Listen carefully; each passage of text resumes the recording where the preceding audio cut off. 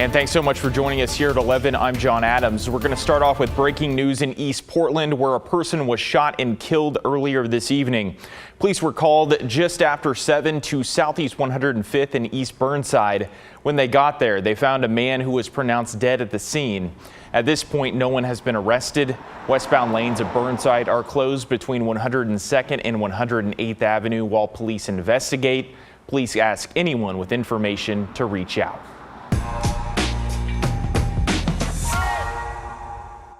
Well, as a teammate, he was great.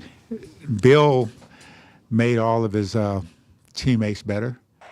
Former teammates, family, friends, and fans celebrated the life of Blazers legend Bill Walton tonight at Moda Center as the Blazers hosted the Detroit Pistons. This date was picked because Walton's son Luke is an assistant coach with Detroit. We spoke with one of Walton's teammates on that '77 championship team and the Blazers fans about what Walton meant to them.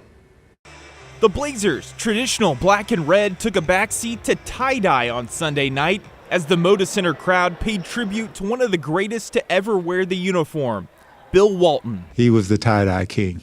Lionel Hollins was teammates with Walton on the 1977 championship squad. Hollins remembers Walton as a great person, teammate, and basketball player.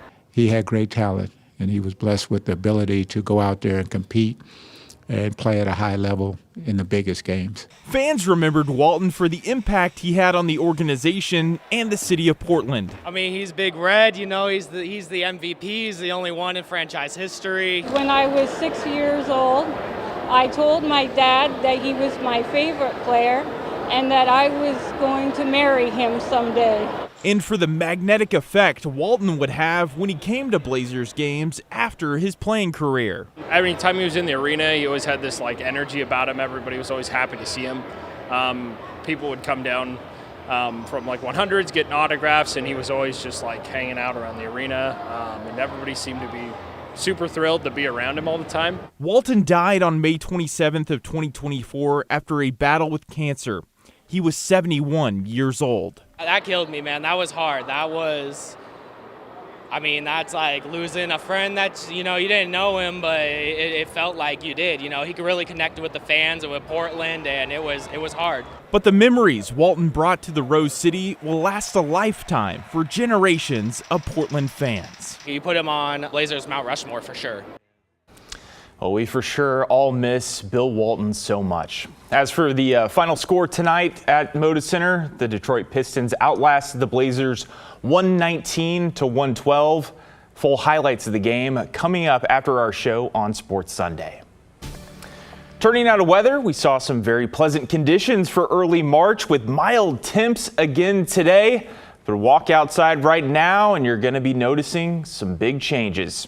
Meteorologist Joe Ranieri is here to let us know what this week ahead is going to look like. Hey, Joe. Hey there, John. The best way to describe the week ahead is wet. Now, it's not going to be, day after day after day of wet conditions, but it will start to get a little bit on the drippy side by late Tuesday and into Wednesday. And that kind of starts our stretch of very wet conditions. And we're starting to see some of that rain move in right now. And you notice if you travel over the coast range, we are picking up a little bit of some snow showers as this system moves on shore. Now, it's not all that of a dramatic of a system, but it is pretty fast moving through here. But it's going to be moving in with kind of a big punch, if you will, because we could be looking at rainfall amounts about 1/3 of an inch of rain between now and early tomorrow morning. So here's a look at the futurecast. So we're going to be seeing rain between now and 3-4 o'clock in the morning. You travel over the mountain passes, you will be seeing some snow. It will be kind of heavy at times, but you notice by the later part of the morning, we dry out, and by noon tomorrow, we'll be seeing a little bit mix of some clouds and sunshine and dry conditions. We stay dry until the afternoon and evening. We stay dry a good portion of your Tuesday, and then come really late Tuesday afternoon into the Wednesday, we'll be seeing some stronger cells move through, and that'll kind of start a series, or I should say days of rainfall, measurable amount of rain, basically from Wednesday all the way into basically the end of next weekend. But this model is showing about 1/3 of an inch of rain falling tonight and into early tomorrow morning. But Again, by the time 7:30, 8 o'clock rolls around tomorrow, we're going to be looking at dry conditions. Temperatures overnight will be dropping down into the low 40s, but we are going to be looking at some dropping snow levels later on this upcoming week. Not down to the valley floor, but down to 1,500 feet. I'll talk more about that in just a few minutes. All right, Joe, thank you.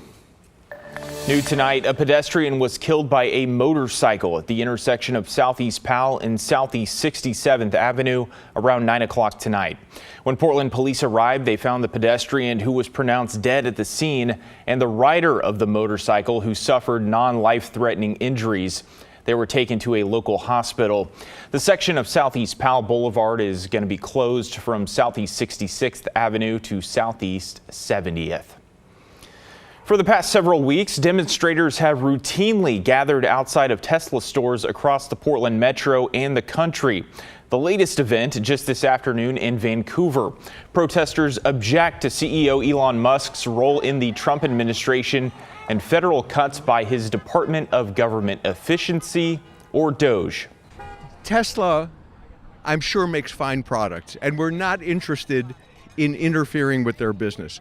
They're a symbol of Elon Musk, and that's the reason that we're here, is to fight against the symbol that is taking control of our government and destroying the democracy. Musk continues to defend those cuts, which have also been backed by President Trump. Today, we spoke to a man who wishes to remain anonymous, but says his Tesla was among those damaged at the Tigard store this past week. He says he took his vehicle in to get the windshield replaced, only to have that replacement damaged by gunfire. He says he's been following the vandalism at Tesla stores and was worried something like this might happen. We've been nervous driving the car and uncomfortable even having it parked out in front of our house. We have taken the steps of covering the car at night. It seemed like at the time when we got the car, it was more of a left-wing or left-leaning person's car. The group behind today's demonstration, Indivisible Greater Vancouver, said they do not condone acts of vandalism or of violence, adding these actions aren't conducive to the kind of change they're pushing for. In Washington County, deputies are investigating a deadly motorcycle crash. It happened sometime earlier this evening at the intersection of Northwest Subsour and Wren near the town of Cornelius. The sheriff's office asked people to avoid the area while they investigate. New tonight, Lake Oswego police are searching for whoever damaged a vehicle sometime Saturday afternoon.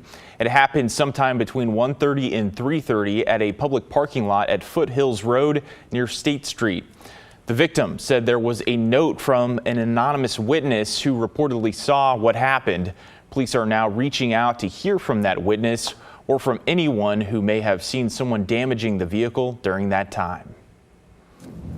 And some big NFL news out of Seattle. Today, the Seahawks traded one of their top stars.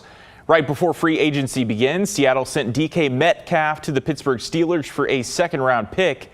Metcalf made the trade request on Wednesday, and this continues a mass exodus out of Seattle. The team cut 4 players on Tuesday, fan favorite Tyler Lockett on Wednesday, and then 2 days later, Geno Smith was sent to Las Vegas. After 6 seasons, Metcalf leaves Seattle with the 6th most receiving yards in team history. For more details on this busy week for the Seahawks and other sports news, be sure to stick around right after our show for Sports Sunday.